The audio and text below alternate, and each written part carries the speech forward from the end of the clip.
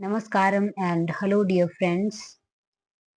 Yesterday, in Marshall McLuhan Part 1, we discussed some of his works like Mechanical Bride, Gutenberg Galaxy, and we were discussing about understanding media. So, many of the chapters we have discussed of understanding media. Now, today we are going to complete the Part 2 also, and with this, Marshall McLuhan's work will be completed. Okay, so let's start. In the book in Understanding Media, McLuhan uses the Greek myth of Narcissus. You might have come across the English term narcissist, which denotes a person who is obsessed with himself or herself. So that narcissist has come from the Greek mythology of Narcissus as a dual purpose metaphor for the failure to understand media as extensions of the human body and the failure to perceive the message, the new environments created by media, that is a technology. So what Marshall McLuhan is trying to say with the metaphor of Narcissus is that because of this phenomena, narcissism kind of thing, you are not able to understand media, that how it works, how it transfers us to the new environment, which we discussed yesterday. So Narcissus saw his image, this character in Greek mythology, saw his image reflected in a fountain and became enamored of it. He became obsessed with it, so much attracted to it that in fruitless attempts to approach this beautiful object so provoked him that he grew desperate and killed himself. McLuhan begins by pointing out the common misrepresentation which claims that Narcissus had fallen in love with himself. The common saying goes that Narcissus had fallen in love with himself, he was so obsessed with himself that he killed himself. But according to Marshall McLuhan, it is not the case. It was Narcissus' inability to recognize his image in the fountain that brought him to grief. The low tech medium of water and the reflections it allowed to form were the culprits. As we discussed yesterday, if you have not seen yesterday's lecture, so please first watch that lecture and then watch this video. So there he talked about cool media and hot media. So this water he describes as low tech medium, cool media, which is low definition, and Narcissus was not able to recognize his face in that image, and which brought him grief and he killed himself. So the story goes, Narcissus succumbed to the numbing effect of the sort that McLuhan says all technologies produce if the user does not scrutinize their operation closely. Technologies, that is new media, create new environments create pain, and the nervous system shuts down to block the pain. So, according to McLuhan, Narcissus was succumbed to, like he was trapped by this numbing effect, this insensitizing effect of new media and this new environment of the fountain image, that he killed himself because he was not able to properly contemplate the image. And according to McLuhan, these new technologies, these new media create new environments, and these new environments create pain because we are not able to scrutinize them, investigate them, understand them, and our central nervous system, that our minds shut down to block that pain, and we feel that numbing effect of media. Okay, then amputations, he talks about amputations. We know that he talked about that, he say that all media is an extension of man, like uh, uh, clothing is an extension of skin, and computers are extension of central nervous system. But at the same time, they also amputate our senses. Let us see how. To McLuhan, the story of Narcissus illustrates humankind's obsessive fascination with the new extensions of the body media, that we get fascinated by new media, but it also shows how these extensions are inseparable from what McLuhan calls amputations. On the one hand, they extend our body, but on the other hand, they also amputate, means like cut our body parts. For example, take the invention of wheel. As a new technology, the wheel took the pressure of carrying loads of the human foot, which it extends.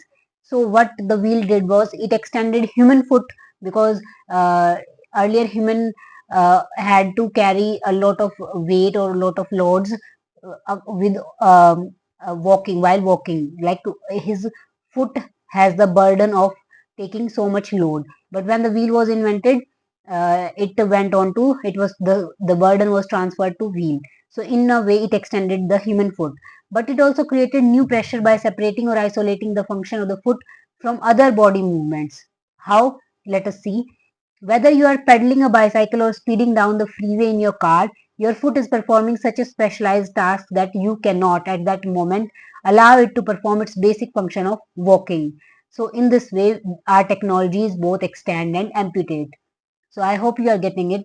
Like like our car, like the wheel, the car, the bicycle, they extended the human foot, but they they did not allow it while you are traveling while you are driving a car, while you are pedaling a bicycle.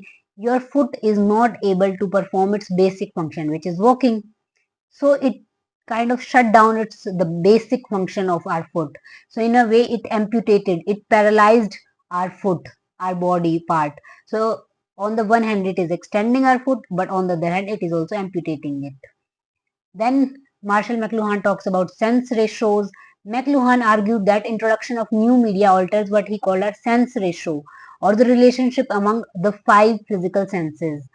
According to McLuhan, senses are physical senses like our eyes, ears, touch, nose, skin. They all the five sense organs can be ranked in order of how complex the perceptions are that we get through them. So the how we what our physical senses perform the function of perceptions. They build our perceptions. We conceive or we perceive from our sense organs. So how complex the task they perform, according to that they can be ranked according to McLuhan. So according to him, sight, our eyes, that is comes first, because the eye is a specialized organ that permits perceptions of enormous complexity. ये आंखें हमें दुनिया दिखाती हैं, अगर ये नहीं होती तो हम इस दुनिया को समझने में मतलब काफी हद तक नाकाम रहते. So sight, our eyes, the physical sense of eyes comes first according to him. Then come hearing, our ears. Then touch according to him. Then smell, and then taste. Because sight and hearing, we can perceive the things in our environments if they are at a distance. For example, you can see any object that is very far away from your eyes. Then if the sound is if there is sound in the nearby environment, you can also hear it without uh, being the object very close to you, okay, without the object touching you, actually touching you. So they can perceive the things very from a distance also. So they are ranked in first and second position, our eyes, then ears, then touch, skin, then smell. The touch, in touch, smell and taste. In taste, the object has to be put on our tongue, then we can taste it. That means the object, that substance has to come to your body. It has to be taken inside. You have to ingest that substance, then you can tell how it tastes. And in case of smell also, okay. But in sight, we can perceive the thing from quite a long distance also. So they are ranked, eyes are ranked first, then ears, then touch, then smell, and then taste. Then McLuhan alleged that the resulting intensification of the visual sense, because the new media are intensifying our visual sense, eyes, and reliance on it in the communication process swamped hearing so forcefully that the effect spilled over from language and communication to reshape literate society's conception of space. As we talked yesterday about media gains and media losses, that because when writing was invented, and it has a very much it contained very much visual bias, so it swamped our hearing part. Because when human beings use spoken word as a means of communication, they all of their physical senses were involved. But now writing caused the visual bias. So in a way, it swamped it kind of reduced our sense of hearing, okay. In Hollywood, the addition of sound to silent pictures impoverished and gradually eliminated the role of mime with its tactility and kinesthesis. Tactility means touch, and kinesthesis means Like we could make out what they are doing from their body movements. Mime, I hope you know about this art of mime, in which the artist, by his body movements, by his gestures, hand movements, and other things, face painting, etc. He or she conveys the idea. So, but when the sound was added to silent pictures, it kind of eliminated the role of mime. These days, of course, mime competitions occur, but we are not that much attracted to mime. So, when media combine, McLuhan observes, they establish new ratios among themselves, just as they establish new ratios among the senses. For example, let us try to understand this with an example. When radio came along, it changed the way news stories were presented and the way film images were presented in the talkies. Because, if a play is being, if you see a play in a theater, or if you hear that play on a radio, the story is presented in a different way. If you hear news, if you watch news on a television, or you read a newspaper to read news stories, it is presented there differently than it is in radio. So then television came along and brought big changes in radio. Of course, with the new inventions in technology, the sense ratios at the involvement of our physical senses is changed, transformed, and the media also established new ratio among themselves. Okay, in a nutshell, I mean, if we want to summarize it, when media combine, both their form and use change. So do the scale, speed, and intensity of the human endeavors affected, as well as the ratios of senses involved. When speech was transformed to writing, writing to telegraph, then we had radio, television, now we have internet. So whenever changes take place in media, so the involvement of our physical senses is also changed. So do the environments where the media and their users are found. It's a triple play. New media to new sensory balance. When new media comes, our sensory balance also it gets altered, and our new environment, like our environment, also altered. The phonetic alphabet is an extension of both our bodies and our minds, because phonetic alphabet, like these English alphabets are phonetic alphabet because they carry a sound in it themselves. Like what a, we say it like a. So it extends our body because like it transforms our thoughts into alphabets, and our minds also. Let us see how. It turns the sounds of language that we make with our lungs and tongues and teeth and lips into visual markings. For example, while writing was not invented, we used to say, for example, what we say, for example, we say nature. Okay, nature. I am making this sound with my lung, with my tongue, teeth, lips. Lip movement is also involved in saying any word. All of these things are involved, sound is involved, but it reduced it to visual markings. Like if I write nature here, then it is reduced to visual markings. Then I mean, it extended the our lungs and tongues, and then the sound extend or outer the thoughts into in our minds. Whatever we wanted to say, whatever was there in our mind. For example, I wanted to tell my mother in my thoughts. For example, like I am thinking that I want to tell my mother that I want to eat rice today, rice today, curry and rice today. So this thought was transformed into writing. Okay, so it is an extension of my mind, and first was extension of my body. Okay, my lung and my tongue. So in this way, next is the global village. So remember, this concept of global village is given by Marshall McLuhan. According to him, television and other high-speed electronic medias all at onceness. What does it mean, all at onceness? It means its ability to transmit images and information from a variety of sources, places, and times prompted the world to contract into a global village in which everyone is involved with everyone else. Like news stories from different parts of the world are presented to all of us at the same time. For example, if you are watching BBC, and many people in India, people in Australia, America, they all are watching BBC news. They get the same stories at the same time. Okay, so we are contracted into a global village in which everyone is involved with everyone else. The haves with the have-nots, Negroes with whites, adults with teenagers. When people of all walks of life watch television together, so they all are together. Closure of the television sort also marked for McLuhan a shift towards a new balance among our senses. While television reawakens our tactile touch sense, it diminishes the visual sense relied upon in a purely print culture and replaces it with an all-encompassing sensory experience. So let me break down this for you. See, it how it creates a new balance among our senses. For example, when television was not there, we relied on print media to get news stories, to get to know about events from our surroundings. So it was purely a print media.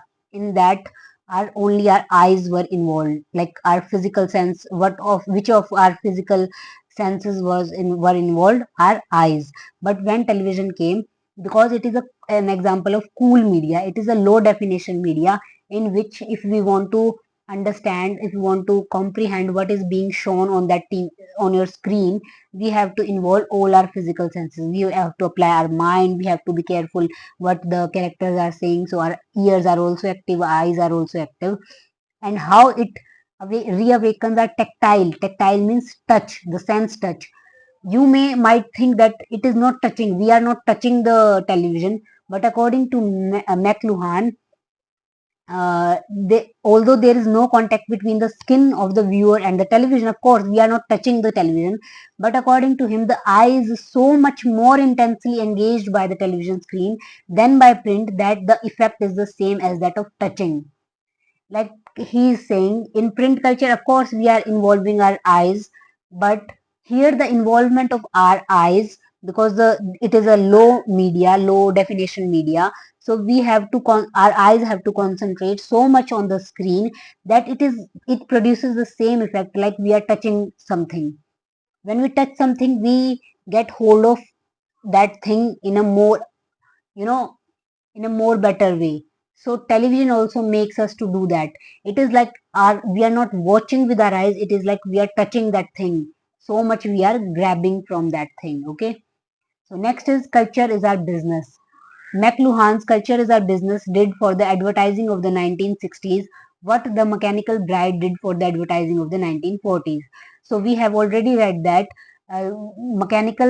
his work of Mechanical Bride is a study of effect of advertising and advertising in comic books. Okay, so what the Mechanical Bride was a study in 1940s, and the Culture is Our Business is a study of advertising in 1960s.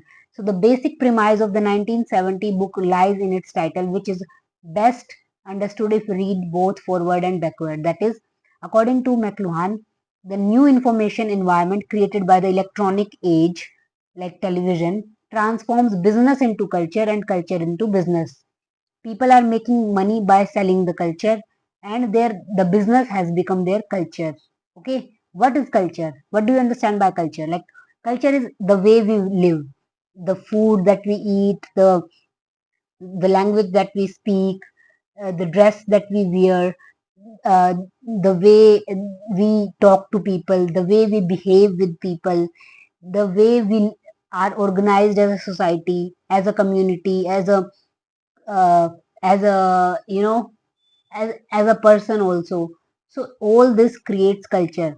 So according to McLuhan, this new information environment, this new age, electronic age, these new media age has transformed business into culture.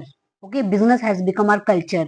We are more oriented towards business, profit making, and culture into business, and we are also selling culture like a business. So according to McLuhan, modern day television ads, these ads that you watch on your television advertisements, he compares them with the cave art of the 20th century, the tribal people who used to draw the paintings in their caves. Okay, he compares the television ads with them. Why? Because they are not intended to be examined in detail, but to create an effect. What do you think? If you have read the advertisement uh, chapter or advertisement unit that is given in your UGC NET syllabus, what do you understand by an advertisement? Why an advertisement is given? You might think that it is there to give you information about a new product. You might have read that there. But according to McLuhan, ads are not to give you information. They are there to create an effect on you. Like when you get affected by an ad of perfume, like you saw that, for example, if a boy saw that by spraying that perfume, by applying that perfume on his body, many girls will be attracted towards him in that, most of the perfumes that it is shown. So you think it is the content that is important, it is the information that is important. You may think that the ad is giving information you about the perfume, but no, they are there to produce an effect on you, that this perfume will get you girls. Okay. Or if you wear a particular watch, or if you wear a particular costume or dress, then it is a status symbol, so it is creating an effect on you. Okay. So, and second thing, because they express not private thoughts but rather corporate aims, profit, which is profit making. So it is not anyone's thought, but they are targeted towards some, to meet some particular objectives. If you have read that an advertisement has some particular objectives, to increase sale, to get to attract people towards the product. Okay. And there are many other objectives. So that's it for culture is a business. Next is from cliche to archetype. This work is written in 1970. Cliche. What do you understand by the term cliche? You know, we many times we use this word cliche. It is a cliche.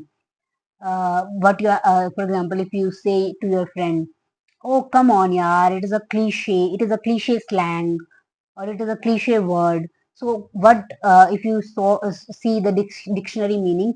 Cliche is a worn out expression that which has become old fashioned. Then what is an archetype? Archetype is, according to, if we see the basic definition, it is like type, refers to a pattern or model. In literature, archetype is a symbol or image, person, place, or thing that we recognize because we meet the type repeatedly. For example, if we talk about Superman, Batman, they are archetype because we meet, we they are a type, they are a pattern. We get to hear about them repeatedly. So they have become an archetype. And we meet cliches repeatedly too. That's why they have become cliche. For example, if we are saying a term has become a cliche, or a particular activity has become a cliche, why it has become a cliche? Because it has been used many times over a period of time. So they are become a cliche. So that's how McLuhan established a connection between cliche and archetype. Both are old fashioned. They are used repeatedly. Okay, we saw how McLuhan stretched the sense of medium, which he called the extension of man, extension of body, mind, being. He does the same with cliche. He also redefined it kind of, according to his philosophy or his ideas, defining it at different times as an extension. Cliche is an extension. It is a probe. That is an investigation.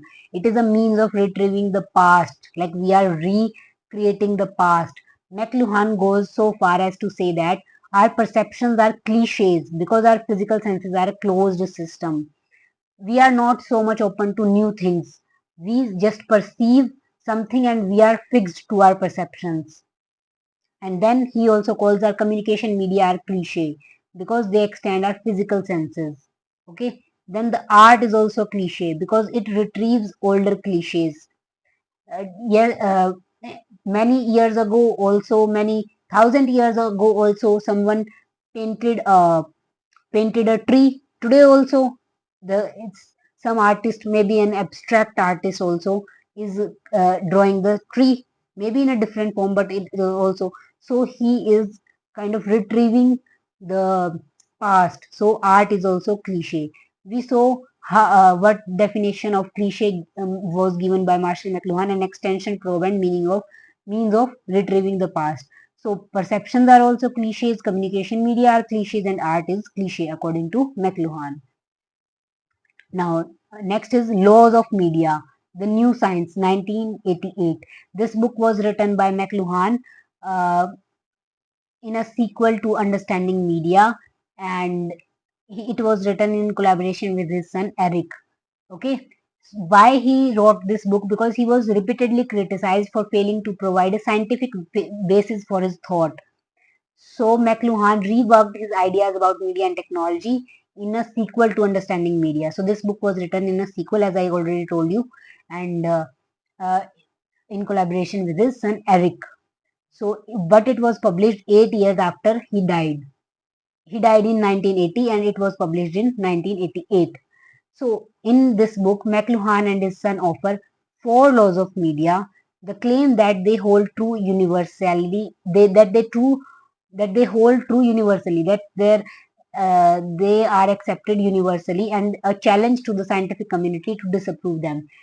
They also challenge the scientific community that if they can prove them wrong in this book, whatever they have written, so they are open to it.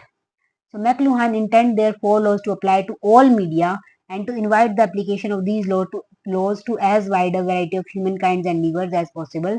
So they offer them not as statements but rather as questions. So remember these four laws, okay? He is not giving any theory about these, but rather he is expressing them as a question, okay? Laws of media, what is say that what does it extend, what a media extends, what does it make obsolete? Obsolete means old fashioned. What is it is making obsolete? Then what does it retrieve? Then what does it reverse into? Remember, extend, obsolete, retrieve, and reverse. These four laws are given by Marshall McLuhan. Remember, these laws are not limited to media of communication. They apply to any artifact. Artifact means anything that is created by human construction, that is of human construction, including language and systems of thought, as we will see. Because language are also created by man, systems of thought are also, we also create our thoughts. Thoughts don't come to us. We create our thoughts according to the data that we have gathered over a period of time. So what does it extend? For example, computer accelerates, enhance, extension है ना, जो extension, we can substitute this term extension to acceleration, enhance, or add, okay, according to the context. So the computer extend or accelerates the speed of calculations and retrieval of information, okay? It extends the speed of calculations, and what does it retrieve? Retrieves information. For example, whenever we want to see the information, we can see because it is stored in our computer system. And what does a refrigerator? Because according to him, it is not just the print electronic media that he counts into media, but anything of any artifact, anything of human construction, anything that is created by human beings. So for he gives the example of a refrigerator that is created by human beings. So what does a refrigerator enhances? The availability of a wide range of foods, because they are not perished in if we put them in a refrigerator. So okay, then second thing, what does it make obsolete? Obsolescence is a consequence of extension. So when a medium fulfills its function of extending the body or replacing another medium, parts of the environment of whatever was extended become obsolete. Like whatever it extended, part of that medium also became obsolete. For example, the refrigerator, what does it extend? It extended the availability of a wide range of foods, because we can keep the food for a long time in that refrigerator. But what it does, it make obsolete the iceman's job obsolete. Earlier, when refrigerator was not invented, there were icemen who used to sell ice, okay, who used to get ice from somewhere, because there were no refrigerators, so they used to sell ice. But now when people can freeze ice in their refrigerator, so iceman's job became obsolete. So another example is when the car replaced the horse, it did away with the stables. Like car, what did it extended? It extended our foot, but it replaced horse. Like it did away with stables, blacksmiths, saddle makers, harness menders, hitchhog posts, horse troughs, carts, and stagecoaches. All that was associated with the horse, all that became obsolete. Okay, because earlier, first human beings used their human foot, like foot. Then they invented wheel, and wheel was like uh, the cart was associated with the horse, like they used to work together, or the cows or oxen, and I mean any animal, draught animals. So what was extended, human foot was extended, but what became obsolete, uh, that way, like they're walking. People don't walk when they are sitting in a cart. So when car was invented, the horse became obsolete. Horse and horse cart and blacksmith, because the blacksmith used to make some instruments for the horse stables, and the horse also to the hoe of the horse. Okay, so they became obsolete. Third is retrieval. Older structures and environments, or older forms of actions, human organization and thought are revived by introduction of a new medium. Let us understand this by an example. For example, a dinner table retrieves the picking and choosing options surrendered by early humans who discovered in the lab a site for isolating, manipulating, and defending their food. For example, when there was no dinner table, when there was no concept of dinner table, when people used to live in tribes. So what they did was they gathered their food, hunting and gathering.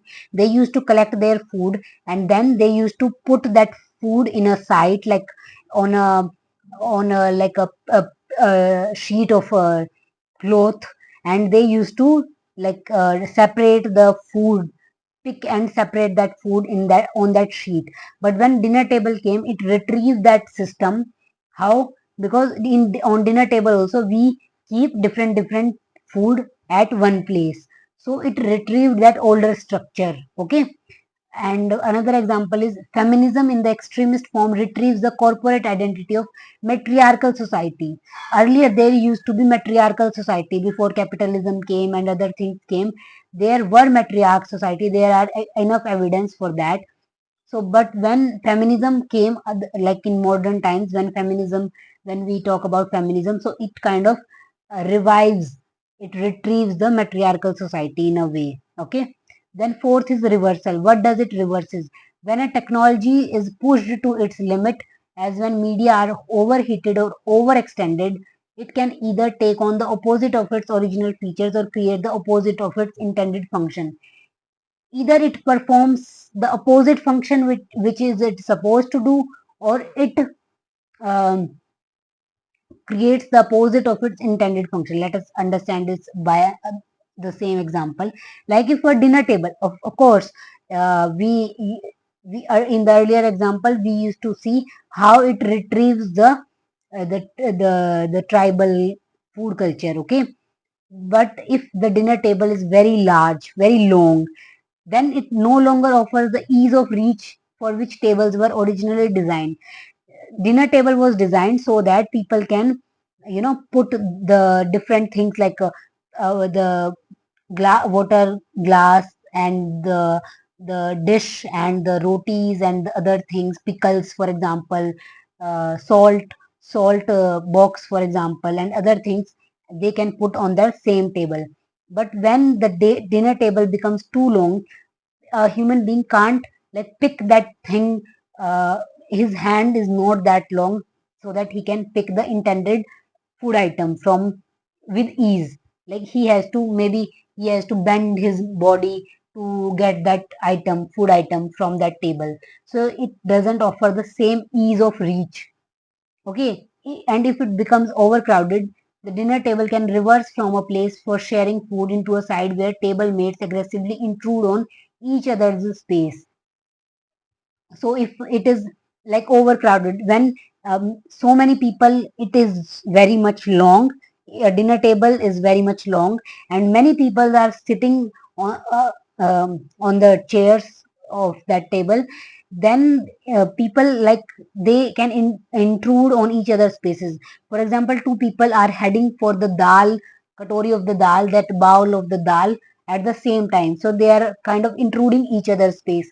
If you have seen that in, for example, in hostel mess, if you have ever lived in a hostel, and if then there you eat your food in a mess, their tables are very much long, then it becomes look like a hodgepodge.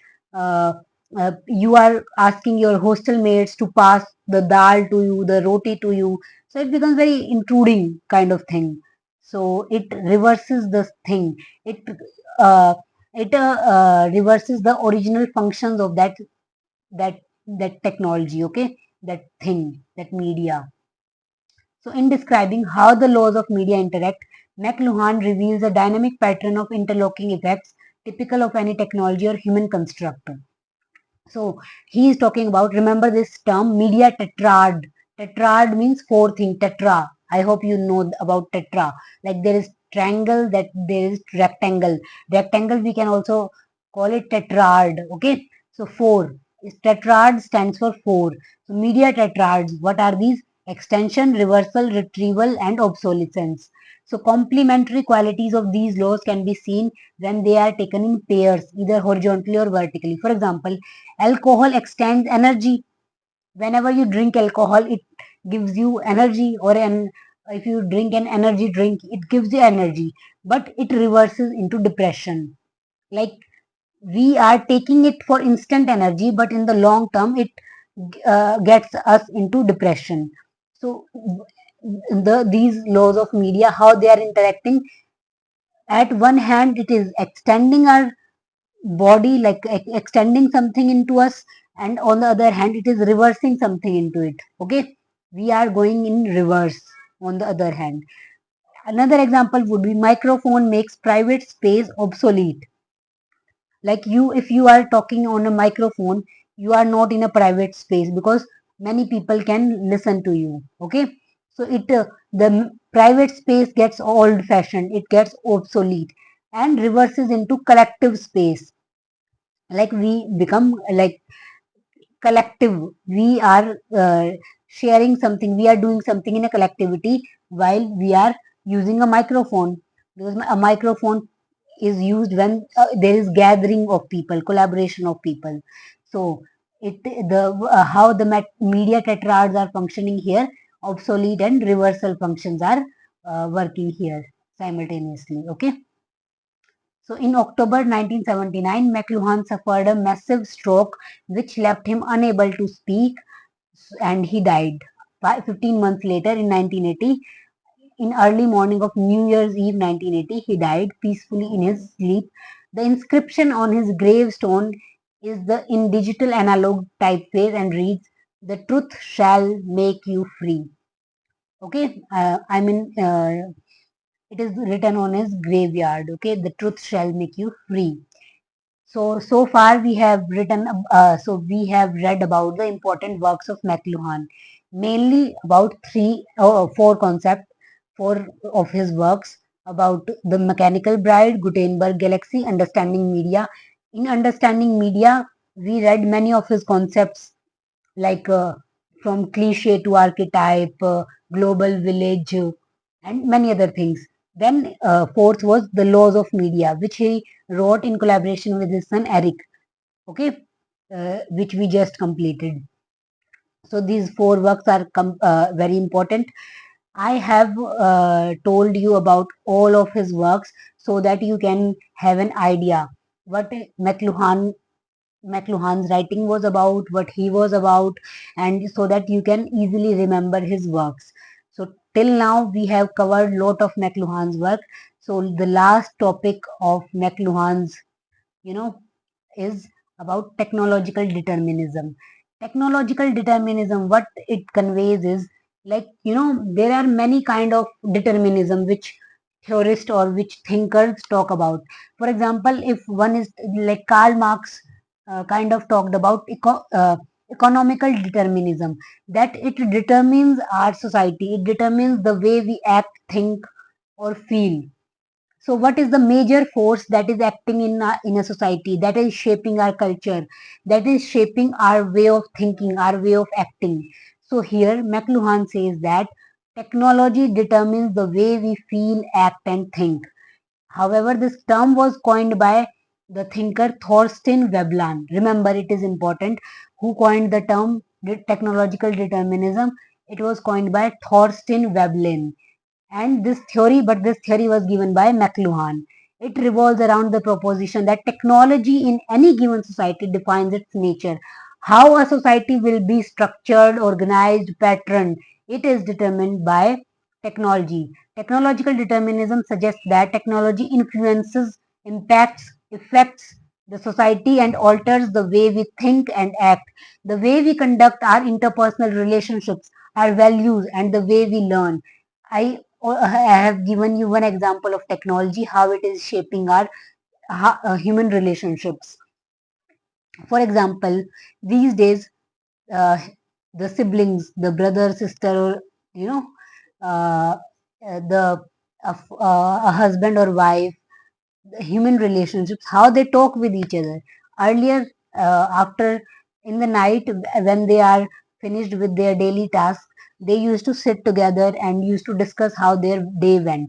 But these days, all of them are engaged, all of them are involved in their smartphones. So they are kind of isolated with, have become isolated with each other. Now they don't share their things with each other. Even if they have to talk, they are sitting in the separate rooms and they are talking via their smartphones, via WhatsApp or other messaging apps. So it has impacted our interpersonal relationships in a big way. In a big way, I am emphasizing. This is just one example. You can think of many examples how human relationships are being shaped by technology, especially after the explosion of internet era. Okay. According to McLuhan, inventions in communication technology causes cultural change. Secondly, changes in modes of communication shape human life.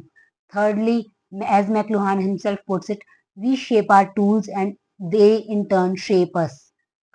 He's here talking about media tools especially. First, we invented technology. Now, technology is kind of shaping us. Okay. So, in this, there are also concepts of hard determinism and soft determinism. Hard determinism and soft determinism. So, what is this? Hard determinists, who are they? They view technology as independent from social concerns. Like technology is independent from societal forces that are acting in a society, particular society. Technology evolves by itself autonomously because it is so powerful, such a powerful force that is acting to regulate our social activity and its meaning. According to this view of determinism, we organize ourselves to meet the needs of technology. Rather than technology, we organize our technology to meet our needs. It is like technology is driving us. We are not in the control of, like we are not controlling technology. Technology is controlling us, and technology is beyond our control. We do not have the freedom to make a choice regarding the outcome. So it is autonomous technology. If we talk about hard determinism, it is talking about autonomous technology or maybe semi-autonomous technology. So what is technology autonomy? Whereby technology is presented as autonomous or sometimes semi-autonomous. Technology is seen as a largely external, outside of the society. Like the hard determinists are saying that whatever society you go to, it doesn't matter what kind of society it is largely external and it is supra-social or exogenous. It is an outside force as opposed to endogenous. Exogenous means outside force. Technology is independent, self-controlling, self-determining, self-generating, self-propelling, self-perpetuating, and self-expanding force.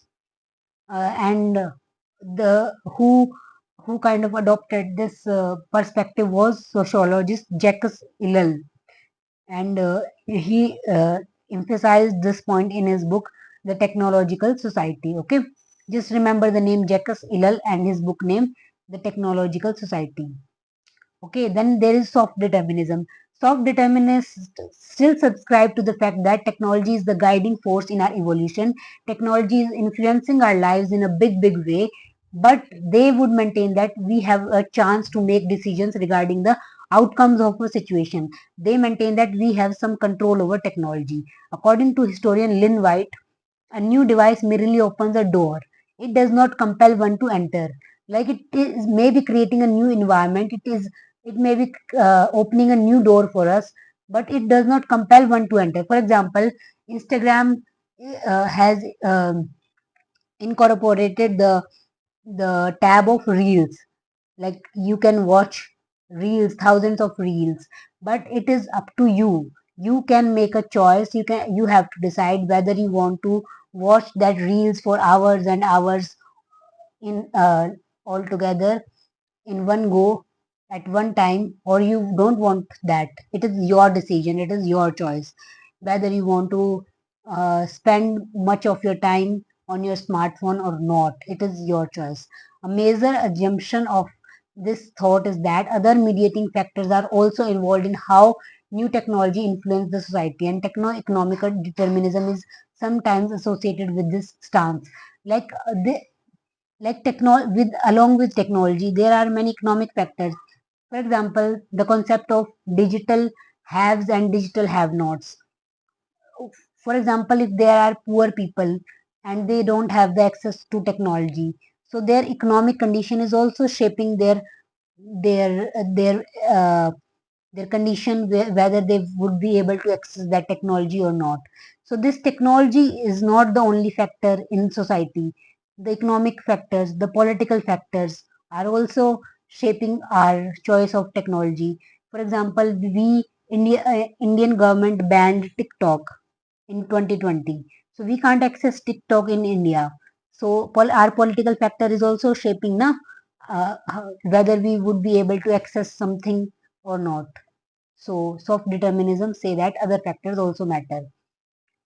So with regard to communication media, the voluntarist stance opposed to media determinism is sometimes referred to as audience determinism, whereby instead of media being presented as doing things to people, the emphasis is on people doing things with media. It is not media effects, that media is creating effects on people, rather what people are seeking the media for. Why you are watching, for example, if you are watching this video at this point of time, you have a decision. You are making a conscious decision here that you want to prepare for UGC net, and you may find this video helpful. That's why you are watching this. So you are the audience. You are determining whether you want to watch this media or not. You are voluntary. It is a voluntarist stance that you are voluntarily making a choice rather than the media. This media is not this PPT, whatever I'm telling you. This is not forcing you to watch that. Rather, you are making a conscious decision yourself. Then, Winner's hypothesis. Langdon Winner provided two hypotheses for this technological determinism theory. The technology of a given society is fundamental influencer of various ways in which a society exists. Change in technology are the primary and most important source that leads to change in society. He's kind of propagating the technological determinism concept that whenever change in society takes place, according to that change, societal change take place. Like I have given already given you examples how the relation of a husband or wife was shaped when there was no television, when there was no smartphones or social media or mobile phones, and how it is getting shaped by technology. So the change in technology is is bringing change in society. Then there is the concept of technological drift. So Winner believed that change in technology sometimes had unintended or unexpected results and effects as well. Winner called this phenomena as technological drift, where people start drifting more and more among a sea of unpredictable and uncertain consequences. According to Winner, technology is not the slave of the human being, but rather humans are slaves to technology as they are forced to adapt to the technological environment that surrounds them. For example, the reels that I was talking about. On one hand, some people say that it is your choice to watch that reels, but that reels are set. They are the algorithms in that reels are fixed that way that we get addicted to it. We become the slaves. We can't stop ourselves to scroll that reels all day long. So we have become a slave. So it is producing unintended and unexpected results and unwanted results also. So this is called technological drift. But there are some critiques of technological determinism. What are these critiques?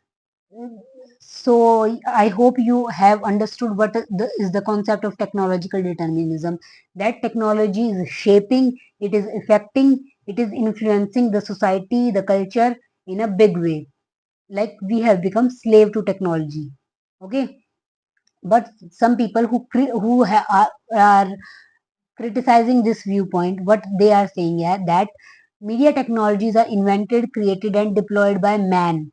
Human beings have invented the technology. Humans are the masters of technology. So there is a control factor that determines to a certain degree their use and their potential effect.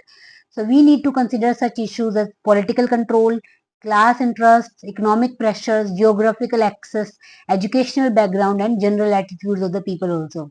Like I already told you, the political factor. Indian government banned TikTok, so we can't access TikTok. Class interests, like poor people can't access. They don't have access to smartphones. Many people, if you may think that everybody in this world have access to smartphones, but it is not the case. Some people are still using feature phones. Some girls don't have access to technology yet. So there is gender divide, there is rural and urban divide in access to technology. Then economic pressures, geographical access. For example, in Taliban, maybe people are not that technology savvy. Educational background also matters. People with high qualifications are more tech savvy. They are more digitally literate. Okay. Then our general attitude. Some people who think that smartphones are becoming an obstacle in their learning, in their career.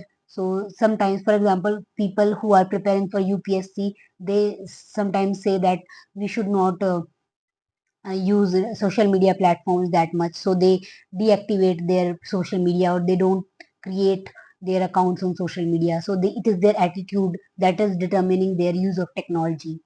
So many times people disagree with what technological determinism because they focus on other factors in society. Okay, some may even disagree with the theory because they interpret it as saying technology controls their lives, not them. It may cause means they it may cause some changes in their lifestyle, but it is not changing them as a person. Okay, then social construction of technology, or SCOT. Remember this full form, SCOT. Social construction of technology is a theory within the field of science and technology studies. Advocates of SCOT, that is constructivists, argue that technology does not determine human action, but rather human action shapes technology. They also argue that the ways in which a technology is used cannot be understood without understanding how that technology is embedded in its social context. For example, we say that people are, these days, people scroll. Another, I am contradicting my statement again, because there are many viewpoints, as many people, as many viewpoints. Some people say because the algorithms are designed in such a way that we become addicted to watching reels. This is one point. But second point is, it is the social context. People who are unemployed, who have much time in their hands, they scroll these reels much in comparison to people who are more concentrated on their work. For example, you might have also observed that the day when you are more involved with your friends, if you are going on a trip, or on you are going for a party, or just you are hanging out with your friends, or you are doing something very important, that day you are not using your phone very much. Your screen time is very low on that particular day. So the context also matters. If people are loving their work, if people are involved in their work, if people are much involved with their peer groups, with other humans, then their use of technology is reduced. So the context also matters. Okay, so social construction of technology is saying it is a response to technological determinism and is sometimes known as technological constructivism. How we can construct our use of technology. Okay, so that's it, and we are done with the concept of means the topic of Marshall McLuhan, that is given in your unit 1, uh, Unit 1 syllabus, Introduction to Communication and Journalism part. Okay, so if from exam point of view, as I have again and again telling you that remember the important books of Marshall McLuhan and this concept of technological determinism and some of the full form. Okay, so if you do that, you will be able to answer the questions that are asked regarding this topic. If you please, I am observing that you people are not giving me feedback. I request you to please give me feedback so that I am more encouraged to create more videos for you. Just tell me if it is not working for you, then why I'm kind of wasting my time here. Just tell me, is it beneficial for you, the content that I am creating? Is it really beneficial for you? You are finding it helpful or not? Okay, please tell me. And okay, till then, take care. Goodbye. That's it.